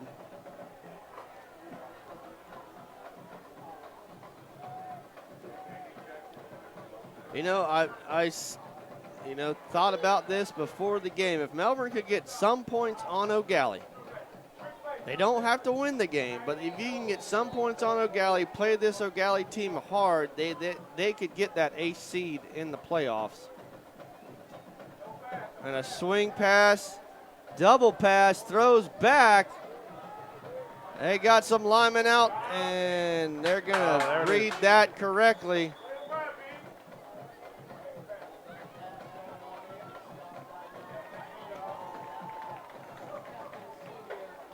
You know, maybe they go back to that double pass and throw it down the field.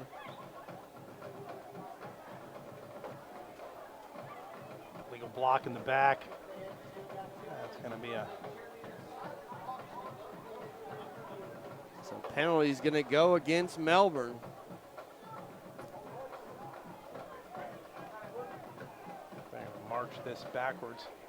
This is where Melbourne really needs to collect themselves. They do. Let's put some points on the board. We're inside the 2 minutes of the third quarter. What's really, you know, we talked to Coach before the game, has been penalties and turnovers. You know, this is the way you need to go into the playoffs, Daryl.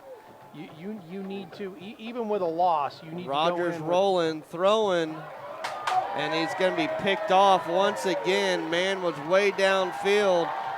And Eau Gallie down the field looking to return this all the way. And that's going to be a touchdown for the Commodores. Melbourne's receiver was open on the fly route, just could not get the ball to him.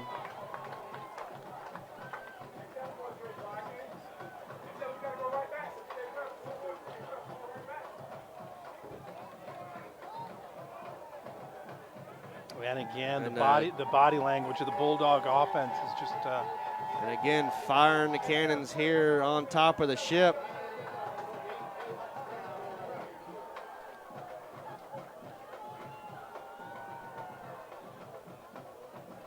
And I want to say it was Larice once again, but I could be wrong, so I do apologize. 30-0 Eau Gallie, 1:24 remaining.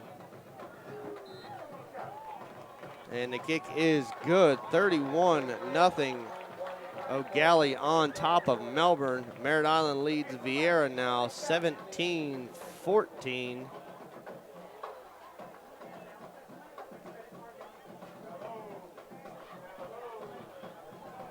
Yeah, the body language on the far side of the field, man, they're feeling it. Yeah, and this is not what you want to carry into the playoffs, man. They've got to go in and keep fighting. You got to fight here. If you don't want to fight here, you're not going to fight in the playoffs. So you might as well just helmets to the left, shoulder pads to the right, and give the spot to somebody else. But you know, you got to show some effort. I know you're down a boatload right now. Yep. But have some pride out there. Play like you're leading. Yep. We knew. Melbourne knew they were an underdog coming into this game. I said it before broadcast. I thought Eau Gallie was a 3-touchdown favorite, and they have covered that spread if there was a spread. And the kick's going to go out of bounds, so Melbourne will have it at the 35-yard line. And just the walking, just as a coach, it hurts. Been around a lot of these boys, coached them in youth league. Frost-proof all over Bayside. And Eau Gallie's just been the better team tonight, Ron. I mean, we said it, their defense has showed up tonight once again, right there with a pick six. That's a Bayside playoff game right there, though. Yeah, I believe, isn't it? That is a Bayside playoff game. And Bayside, you and I were a little confused with some of the schedule, and you were the one to kind of correct me on it. Was the week 0? The week 0, they count. And a big run up the middle. FHSAA does not count week 0, which you and I talked about this game. We were here on site for the Eau Gallie Commodores hosting their week 0 with Daytona Mainland, a very very, very good football team, defending state champions. Yes. And a team that had to come through Brevard twice. They came here, or I'm sorry, the C2 Brevard teams. They saw Eau Gallie here, and of course at home they were hosting the. Well, they came back. Cocoa Tigers. They came back down to Heritage, and they beat Heritage 9-0. Heritage, yeah, the 3. Yep. Johnson trying to find some running room for Melbourne, but that defensive line led by Brandon Brown, small. Clock continues to run company inside 30 seconds here. In the third quarter. I mean, that defense from Eau Gallie is stout.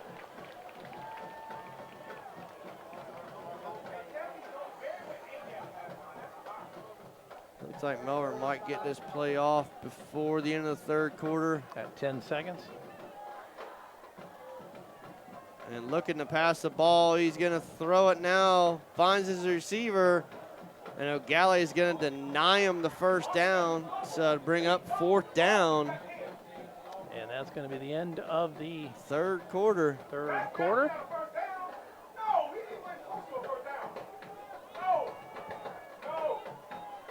And we're going to flip the field.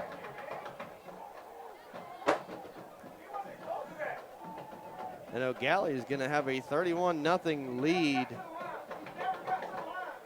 here in the ball game. This is the battle of the Crossroads Trophy, the 60th meeting between both teams here, as Melbourne leads the series 38-20-1.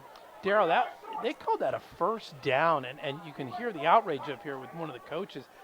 I have to kind of, side with Eau Gallie there. He did not look close on that. I had him 4th and 1.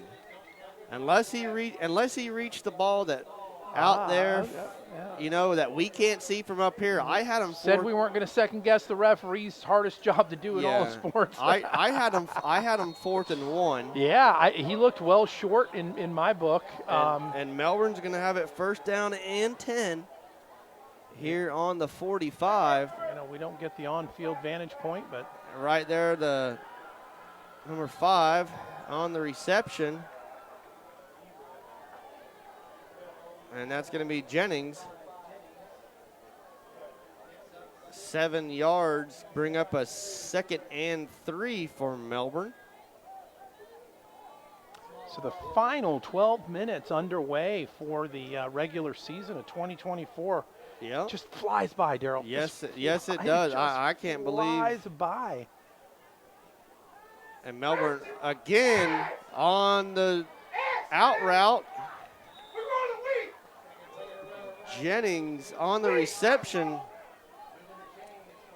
Melbourne. You can hear the passion in the background there. Melbourne moving the chains a little bit here. He's yelling like a coach who can't see the scoreboard.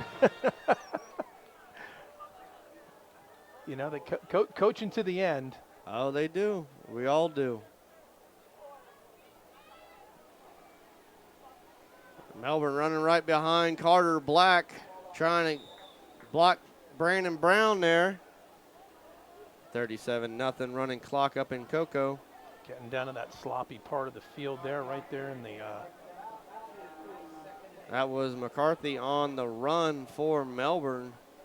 So bring up a 2nd and 7 coming up for the boys in white and green. Eau Gallie defense, no safety right there. And they're going to run it again with McCarthy. He gets over the 30-yard line. Going to be 3rd down and 5. 3rd and 5, Melbourne. Melbourne trying to get into that red zone that's been haunting them all night. Costly mistakes, turnovers, penalties. You know, it's kind of been the thing, you know, kind of the script of this year has been setbacks and how they've been able to rebound. And we're going to have a flag flying in and false start on Melbourne like we called it. Back them up.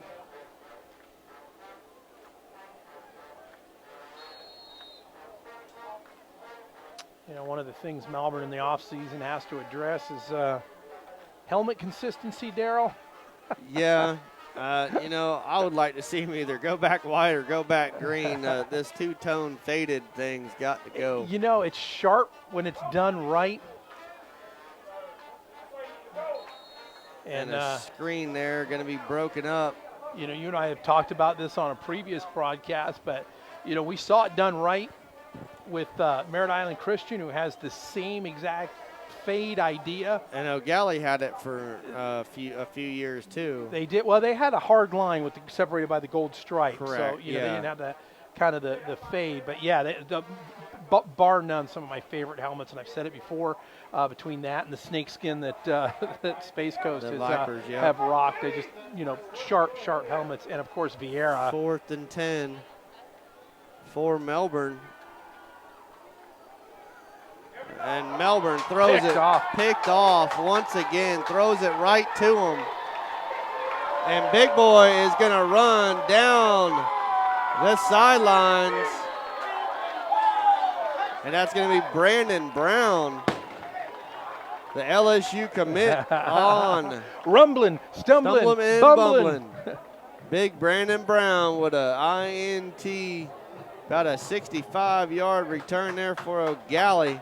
Boy, you know, Daryl, this is one of those situations when you say, how was the game? Well, one of our big men scored. Yeah.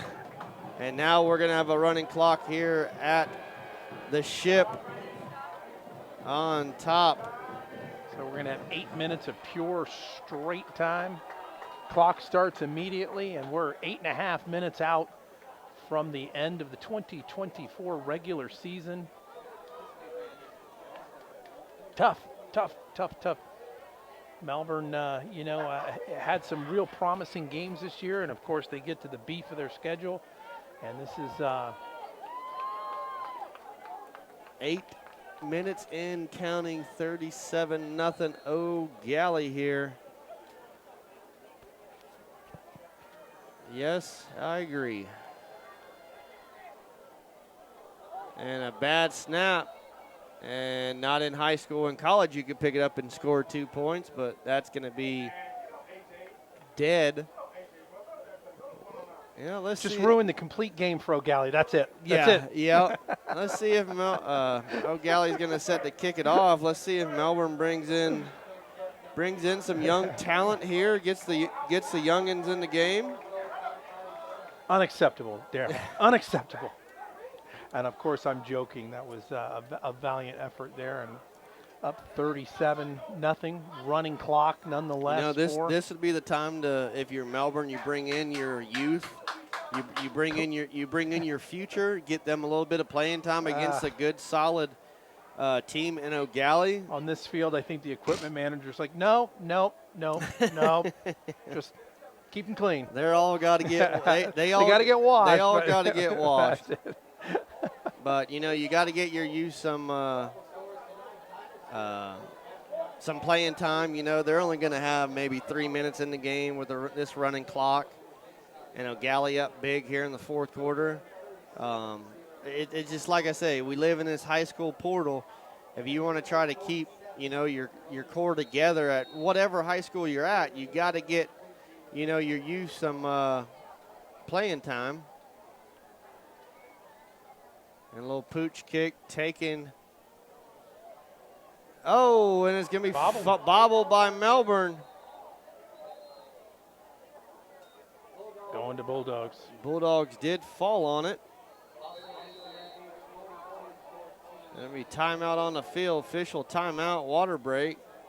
Miss Panucci is tuning in. Not a great night on the scoreboard. One of the Miss P. few clock stoppages we'll see, barring any injuries, which has been injury-free thus far tonight. So thank God for that. You know, these young men, this time of year, it's just absolutely brutal on the bodies and getting out of these games. 14-7 Heritage on top of MCC. Running clock in the barbecue bowl.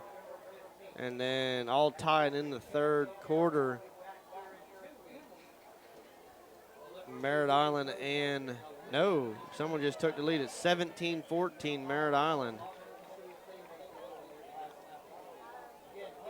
So Tell you what, Merritt Island, one of those sleeper teams, Daryl. Yep. When they played Melbourne, of course, they beat Melbourne, but I would say that they were less than impressive.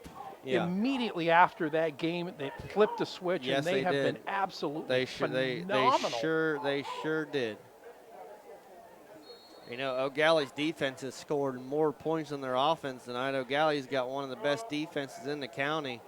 Yeah, that's And a swing pass out there through the hands of Melbourne Fields. A little high there. So the clock operator up here is Noelle Bauer. She's pretty much called it quits for the night. You know, just clicks that switch. It's going to clock and run down. Got to just stay alert for any timeouts, like we said. But great job tonight with the clock operations and officiating as a whole, Daryl. I other than that one first down given to Melbourne. Oh, man, and another pickoff by Eau Gallie. Just, you talked about the defense. I mean, I will tell you this, shame on this Eau Gallie offense. And, of course, we continue to have a little fun. But, boy, this defense. Wow. Yeah. Wow. Another pickoff touchdown by Eau Gallie. Puts 43 up there.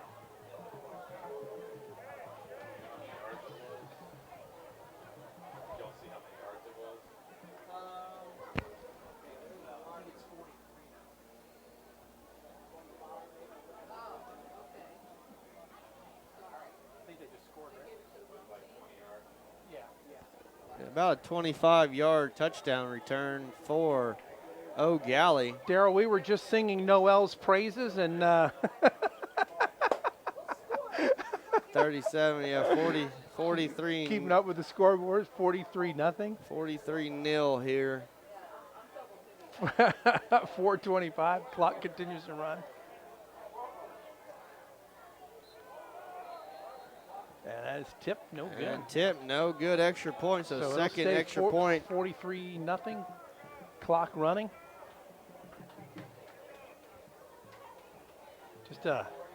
Just a phenomenal showing by Eau Gallie's defense. And, from when you don't see these teams, and we saw them very early in the season, and then we watch the films and we watch, our fellow broadcasters that do these games, and we talk to them, and something that you see on film, but there's always kind of that it factor as you're there.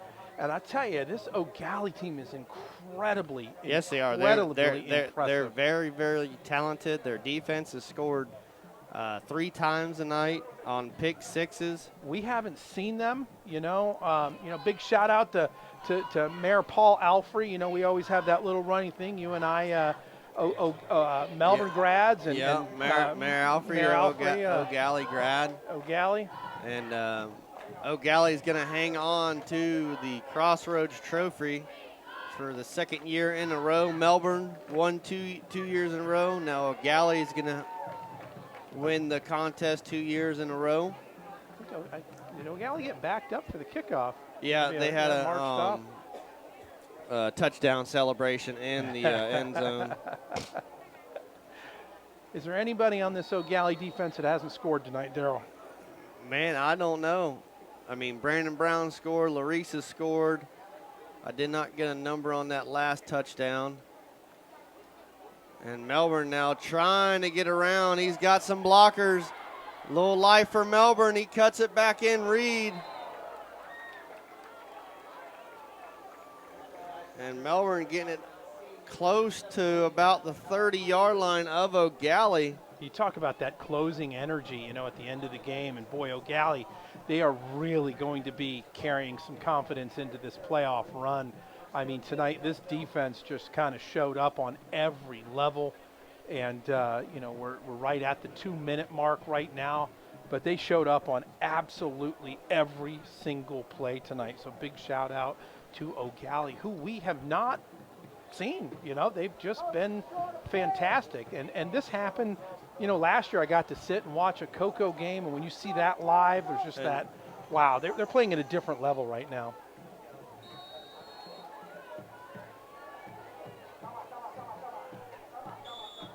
And timeout, Eau Gallie, and new quarterback in for Melbourne. He was in last series as well. That's that stunning freshman quarterback, number 10, C.J. Hall. Daryl, I think Eau Gallie just took a timeout. They didn't have enough personnel on the field. I think they only had 10 men. They did. C.J. Hall, inspiring freshman. Billy, answer that question. So Eau Gallie celebrating back-to-back district championships now. So, and Billy asked how many points the defense give up. I'm like, well, you really, it's more where did your offense leave your defense? Yeah. They gave it to them on the 5, the 15, 10. The offense has given up 3 pick sixes, so there's 21 of the 43. So half and half, I would say. CJ back looking. He's trying to scramble. If that young man can get free, he's got some speed. Love to see what the future holds for him. Down to 1:15 remaining. I've always talked good about that young man, C.J. Hall, a very talented football player. Just a freshman here for the Bulldogs. McCarthy in the single back. Final minute of play right now, 56. C.J. rolls. C.J. throws across his body. Nice pass and a big hit by Eau Gallie, and that's what C.J. Hall brings to the table. He's a dual threat quarterback where he's got more power to rotate to the left and to the right. Not taking anything away from Rogers, but Rogers is more of a right rolling quarterback. CJ can roll both ways and throw across his body, and his arm strength and his body's just going to get stronger and stronger as the years go by. Oh, as he builds those technical Yes. skills, absolutely. And almost gets wow. away there. I'll tell you what, that's But the FAU commit, Daryl, that was gets some him. good old-fashioned Eau Gallie rodeo work right there, man. Right around the, and that's going to wind us down. Final play of the night. and that's going to be it. I look a lot forward to seeing what that young man can do for Melbourne, their freshman quarterback. But the night goes to the Eau Gallie Commodores, and Eau Gallie wins the 60th battle of the Crossroads game here at Eau Gallie Stadium. We're on top of the ship. Ron, any Impressed, thoroughly impressed by Eau Gallie. That, you know, we hear about the Eau Gallie defense, and when you see it live, it's just an amazing. And they're going to carry that energy well into the playoffs. Melbourne needs to have that, that moment where they say, "Hey, you got to get into the heads of these young men, and you got to get that playing mentality back." But early in the third quarter, they left the field, and you could just see that moment. And the trophy has just made it onto the field, where Eau Gallie will remain the Crossroads champions. That trophy's on the back of that golf cart. Eau Gallie gets a stunning 43-0 victory And there's nothing they want more than to hoist that over the Melbourne Bulldogs. In 2 years, Eau Gallie has scored 93 points on Melbourne. One of the rivalries that has kind of waned over the years is, for years it was the battle of the surfboard between Cocoa Beach and Satellite, and they had a beautiful surfboard that went back and forth, and it stayed at Satellite for many years recently, and then of course with the dissolution of them on each other's schedule, so these rivalries come and go, but some of these just really stand the test of time. I want to share a quick story. I was telling you I grew up in Massachusetts, and the Fitchburg-Leominster rivalry is one of the top 5 oldest rivalries in the country, surpassing well over 100 years. And, that brings the entire community together, and you're talking about, various bets and things like that, and exchanges of the city goods.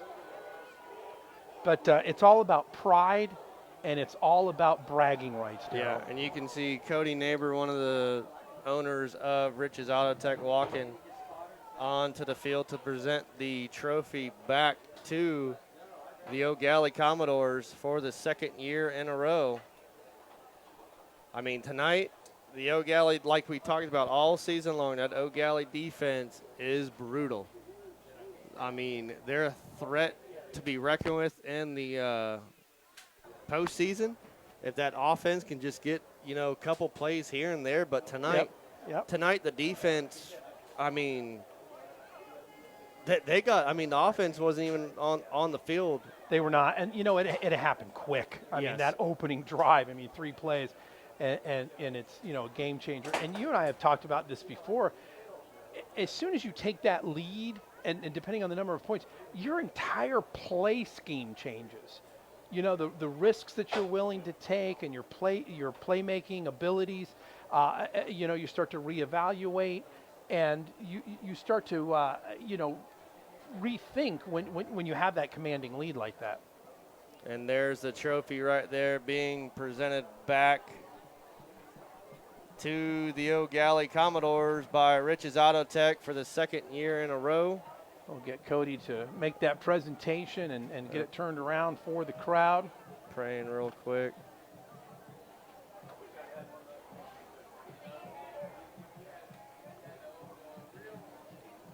And they'll turn around and they'll see what it was all about.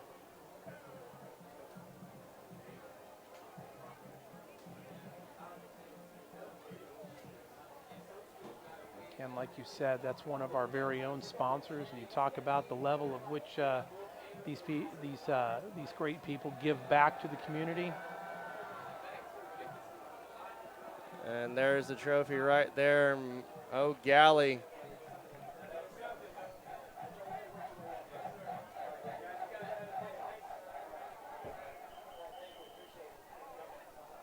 Will control the Battle of the Crossroads trophy. Their name will be etched in infamy, Daryl. Yep, I got the plaque already from Coach Barton. I got to get that to Alice Trophy Shop to get made. But tonight, Eau Gallie just dominate from Melbourne from the starting bell. Yes, from the starting bell to the end. I mean, there was nothing you couldn't say that the defense didn't do. Big shout out to Rhett for stepping in tonight, playing second camera, and hopefully everybody enjoyed our coverage, and it helps out, minimizing the camera movement. We were able to get a shout out to the cheerleaders, and another big shout out to the cheerleaders. They work so hard. Yes. And they put in the time, the effort, the hours, and the push-ups, Daryl. Oh yeah.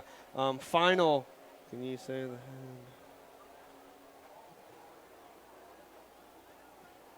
Yes, Chris Sands and the Eau Gallie Commodores win this one 43-0. We will wait to see where we will be at if Melbourne makes the playoff. Before we go, I do want to say something, and this is something you have to convey to other programs that they don't have an understanding of.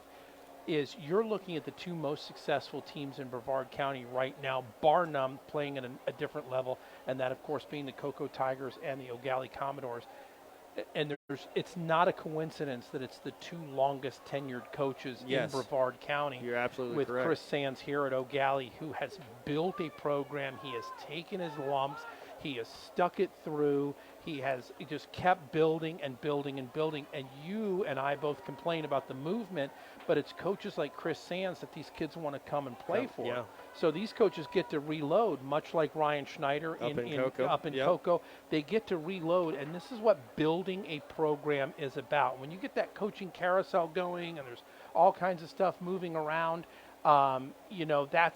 that's when things become problematic. But, we'll sign off with that, and we want to thank everybody for joining our broadcast tonight. Yeah, thank you all. Thank you, Rhett. Thank you, Ron. I am Double D Daryl Duran.